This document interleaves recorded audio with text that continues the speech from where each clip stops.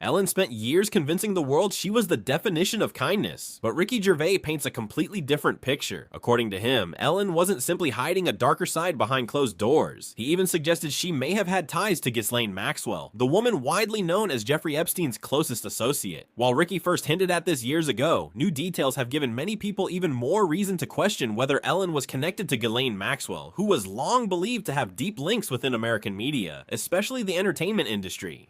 She is a monster. She's worse than Epstein.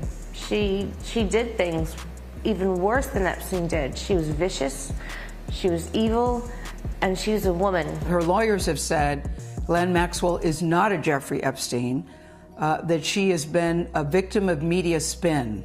They're doing their job, but I know that woman. I've known her really well. Put it this way. Epstein was Pinocchio and she was Geppetto. She was the guy controlling the strings. Jeffrey. Yep, she was pulling the strings. She had his money, he had her contacts, but Ghislaine was much more conniving and smart than Epstein ever was. Ellen's name does surface within the larger web of Epstein-related files, a sprawling collection that includes hundreds of public figures caught up in its pages. Over this past year, a wave of viral clips and online posts has insisted that Ellen's name shows up not once, but dozens of times. Some claims even push that number into the hundreds. Strangely enough, one of the biggest reasons her name keeps resurfacing has nothing to do with anything scandalous at all. It's pizza. If you've ever wandered into the darker, conspiracy-driven corners of the internet, chances are you've stumbled across people twisting simple pizza references into something far more sinister. These theories have quietly circulated for years, refusing to fade. And now, according to countless voices online, they seem to be gaining even more traction and perceived legitimacy than ever before. The babies, the code words in the emails, literal emails of Epstein and Bill Gates. Like, these are known entities starting to talk about jerky. And then they're talking about the intestines of babies. They're talking about cream cheese. Like, I welcome anyone to prove me wrong because I hoped to fucking hell this is not true. But when we mentioned jerky, that was the more elite meat is what I'm interpreting this as. There were emails from people, redacted names again, saying, hey, I have 68 pounds of jerky in my freezer. I'm not sure what to do with it.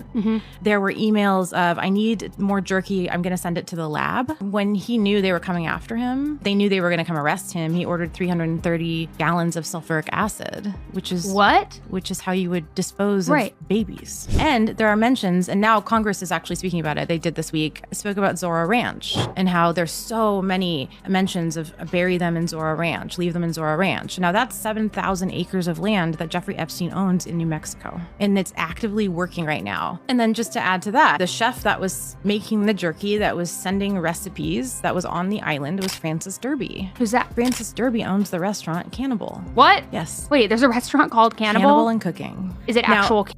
No, it can't be. That'd be illegal. He'd be shut down. But is it so tongue-in-cheek? Did they think they were so fucking smart that they could go that? Even so, that didn't stop internet sleuths from digging back through old Ellen clips, viewing them all over again through this unsettling new lens.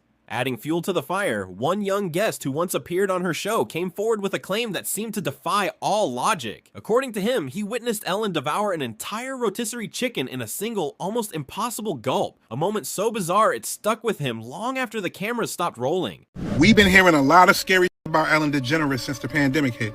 And anytime somebody mentions her name as something that sounds like a conspiracy, most likely people are going to believe it. So a man is claiming that when he was a kid, he was a guest on Ellen DeGeneres' show. And while he was there, he seen her do some unhuman, scary shit. So this man was a child prodigy chess player. He was a guest on Ellen DeGeneres' show. He said he did the show and everything went well. But when he got off set, he seen something that he never thought he would ever see in his life. He said he came off set, looked to his right, and saw that Ellen DeGeneres' dressing room was cracked open just a little bit. He saw her in there, and what he saw scared him for the rest of his life. He said Ellen was eating a chicken, a rotisserie chicken. But it wasn't that she was eating a chicken, it was how she was eating the chicken. He said he saw Ellen DeGeneres dislocate her whole jaw, open her mouth as wide as it can go, and stuff the whole chicken in her mouth. You heard what I just said? This man said he saw Ellen DeGeneres open her mouth as wide as she can, dislocate her jaw, and stuff a rotisserie chicken in her mouth, and swallowed it. One gulp. Then she looked at him, and she made a hissing sound. You know what that means, right? Of course, after seeing that, he had to be scared. He ran to his dressing room, told his mother, and his mother didn't believe him. Sound crazy. So the whispers suggest there was far more unfolding behind the scenes of Ellen's set and within her personal life than she ever chose to reveal publicly. We've already explored that angle in considerable depth in our previous videos, but the real question worth asking is this: what exactly did her relationship with Ghislaine Maxwell actually look like? Well, it's worth remembering that Ghislaine built an extensive network of connections across both American and British media circles, largely thanks to the influence of her father, Robert Maxwell. If you grew up in the US, you are about to question your entire worldview. It turns out that the founder of McGraw-Hill is Ghislaine Maxwell's dad. If you forgot about McGraw-Hill, well, it's the company that produced all of your textbooks from elementary through high school. Maxwell's goal with McGraw-Hill was to dominate the entire US education market, which they did. But what you should know is that Maxwell was mainly how Ghislaine got so enmeshed in New York society, and also, teamed up with Epstein in that same period of time.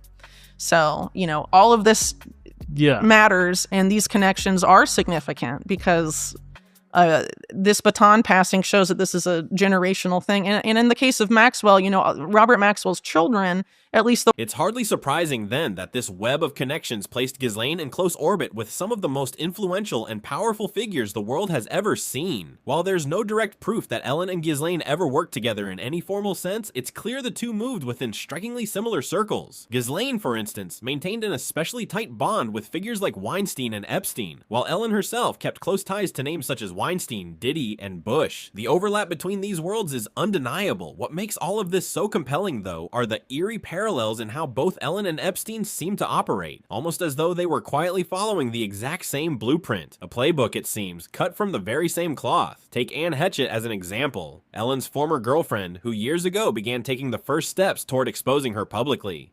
You know that Ellen DeGeneres' stage set is exactly the same as on Epstein Island, with all the couches, the same colour, the same soft furnishings, palm trees, window, everything to the T. And I'm like, really? Yep. Wow. Oh. Hey, aren't we getting some up now? Getting some up now on our screen? Yeah, there's palm trees. You're right. But look at the backdrop behind her, striped building. No, Emma, there's palm nothing trees. to see here. So don't berate her. I'm not berating, I'm just saying. I'm going to look further. Symbolism will be their downfall. Or is it just art? And let me be the first to tell you, it's all connected.